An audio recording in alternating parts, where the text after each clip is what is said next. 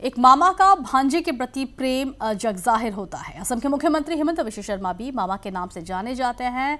वे कई बार खुद को मामा संबोधित करते हुए भी देखे गए हैं, लेकिन सिर्फ संबोधनों में ही नहीं, उन्होंने असल जिंदगी में भी मामा धर्म निभाया।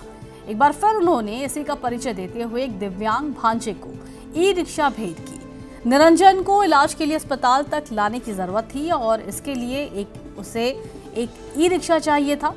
निरंजन के पिता ने मुख्यमंत्री हिमंता बिश्व शर्मा से इसके लिए अपील की, जिसके बाद मामा धर्म निभाते हुए मुख्यमंत्री ने खुद अपने हाथों से निरंजन को ई रिक्शा प्रदान किया।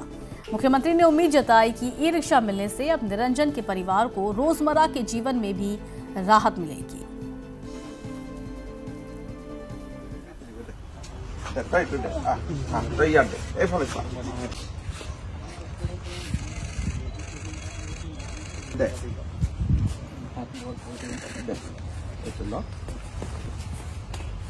यार नाम কি নিরঞ্জন দাস এই নাম কি পার্সা দাস ইয়ার ঘর কত পাণ্ডু কে নম্বর 5 নম্বর ঠিক আছে যা তুই পাণ্ডু থাকো তুই হ্যাঁ ইলেকশন আছে তো প্রথম দিছিল এই